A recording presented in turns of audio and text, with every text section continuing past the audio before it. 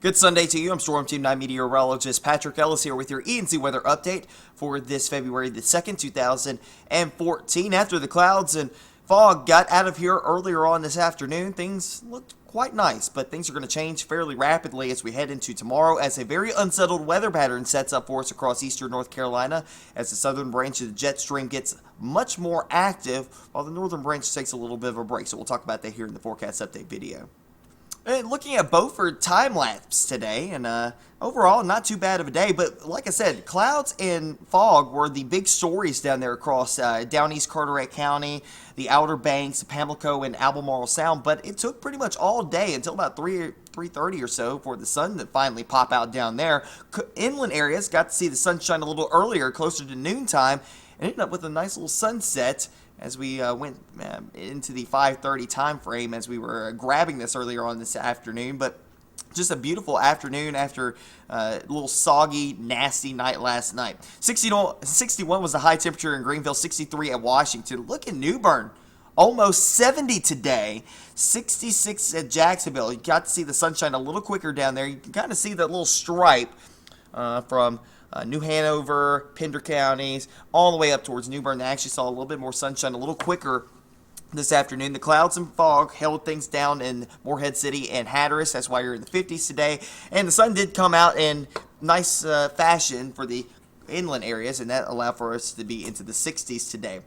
So what are we talking about as we go into the next couple of days? Low clouds and lots of fog possibly tonight, especially as the temperatures drop down to near the dew point numbers as the winds go calm, as well as the moisture starts to increase tonight. Wide temperature range for Monday. Rain showers and a few gusty showers will be possible for your Monday as that frontal boundary pushes through the region, and a very unsettled week ahead. There's our frontal boundary now. It's still back off to the west, and a lot of rain showers back off to the west as well. Winter weather advisories are in effect across the midsection of the mid-south over towards Memphis, Tennessee, northwest Mississippi, also into portions of Arkansas and Kentucky. We're not going to be dealing with anything of that nature for us here in the east. We're just going to be dealing with some more comfortable, we're just going to be talking about more unsettled weather. Rain showers for us here across our neck of the woods. So tonight, we're expecting the fog to start to build in here in the low clouds as well as we head past, say, probably midnight or so. Tomorrow morning, starting off with some showers for our northwestern areas, but look at the temperature spread. 40s to the north, nearing 60 down to the south. We'll take it to noontime. 60s in the central areas. Low and mid and upper 60s as you head further down to the south. And I wouldn't be surprised if some areas hit the 70-degree mark tomorrow. But look at Roanoke Rapids. The lonely 40s up there along the border belt. But not for very long. That's 3 p.m. and temperatures start to slam down into the 40s as the frontal boundary passes through that region. And hit or miss showers for Tuesday as the warm front starts to lift northward. It'll take probably all day for us to probably hit the mid and upper 40s on Tuesday with the clouds and hit or miss showers across our neck of the woods. Precision winds, looking at that, it's going to be a breezy day tomorrow.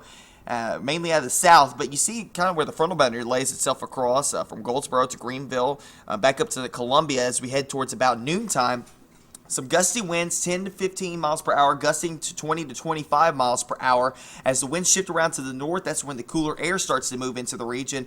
And we stay cool all the way through your day on Tuesday. And it's going to take, like I said, all day for that to finally break up. And we'll warm up handsomely as we head into Tuesday night and into Wednesday. So like I said, it's going to be the warm front's going to be lifting northward through your day on Tuesday. That's where we're going to have the little bit of shower activity. But Wednesday, we may hit the 70-degree mark in some locations, and that frontal boundary comes pushing through here. Maybe some gusty showers with that, and then we clear the board as we head towards Thursday.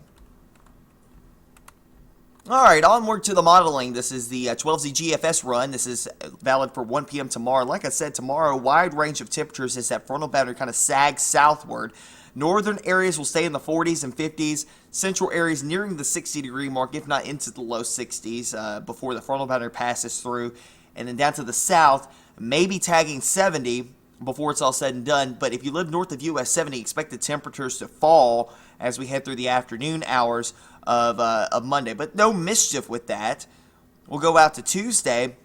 And like I said, hit or miss showers that afternoon. And I don't expect a whole lot, but you do see a very pronounced wedge setup there. and it won't break up until the warm front lifts northward Tuesday night. So temperatures likely to stay in the upper 40s to near 50 degrees late in the day. That's going to be late in the day. I'm talking about probably 6, 7 o'clock we get those numbers. And then the temperatures rise through the overnight hours of Tuesday and into Wednesday. And then by Wednesday, look, we've got a whole bunch of warm air in here. And I wouldn't be surprised. I've got 69 on the board. Some of the models are painting low 70s, mid 70s in some locations. We may have enough instability there. We're going to watch that one closely, but we may have some instability there to work with, to possibly have some storms rolling through here on Wednesday. But for the time being, we're just going to keep it a rain shower event.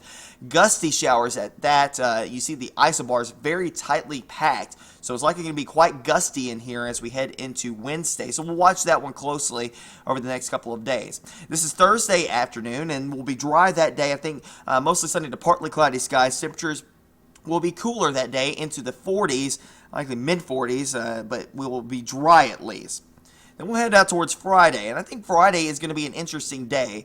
The GFS keeps us mainly dry, but the European model is very insistent on getting this next system that's gathering down here towards the south and west of us over into the northwest Gulf of Mexico. That comes up here on Friday on the European, and the GFS slower, but it has a general idea that at least this is going to happen, but it is slower on this model. And on the GFS, as we head towards Saturday, will be warmer, but rain showers will be likely, and you do see a little bit of a wedge set up there, right down the Appalachian chain. So we may have some temperature differences there as well. Maybe 40s inland, 50s near the coast. Right now, we're going to go with 55 and kind of stay the middle ground at this point, but it's going to be a close call as far as that's concerned. But you don't see a snow look there, but we showed you yesterday, if that wedge does set up and the moisture comes in, before we can get above, it looks like we'll be above freezing. I think that's going to be okay. But we may have a shallow area where we could have a little bit of freezing rain up to the north, right along the border belt, mainly north of US 64. And I showed you that yesterday. But right now, it doesn't look like that's likely at this point, but it does look like there is a possibility that that could happen. If you go over into the Piedmont, though, that may be a little bit more of a prevalent setup for them as we head into Saturday. Now, Sunday, we stay wet as well, and that's a very complex system you're looking at there. It's a 95 low that's going to be sitting over Springfield, Illinois. Wedge setup here. That just looks nasty. I can't even give you heads or tails about what will be going on there, and the models can't even really are having a hard time of depicting what will happen next Sunday as well. So that's one of those things that we're going to have to watch out. Well, remember, that's 7 days down the line. For the time being, we're going to keep temperatures in the mid-50s, but some of the indications do have us jumping up into the 70s that day.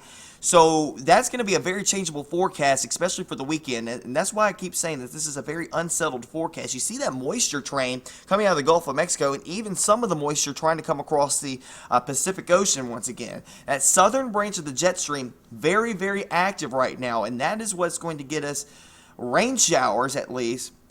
And I don't see how the northern stream is going to meld up, but you do see here on the backside of here, the thickness values start to come down on Sunday. We'll take it out to the end of the forecast period. This would be Monday morning. This would be 7 a.m. And the thickness values coming down and the temperatures dropping. Very breezy. That would be a breezy northwest wind coming into play there on Monday morning. And the temperatures tanking. I mean, just absolutely tanking. Probably be in the 40s, if not lower that day. As that low pressure, that double barrel low, makes its way up towards the north. And that's one other thing. If you do have a double barrel low, one system's going to be more predominant than the other. Kind of it's like a supercell almost. It's like if you have a northern cell, that one gets all the juice taken out of it from the southern cell because it's got the better inflow. Same type of scenario here. One is going to kind of overbear the other. And so neither one of them is going to be necessarily overly strong, but it can bring a walloping, especially along the I-95 corridor, especially as you head further to the north where they will be seeing snow out of this, but for us, no snow in the forecast. That'll do it for me here on the ENC Weather Update. Stay up to date with us, Facebook, Twitter, WNCT.com. Next update here will be by Wednesday.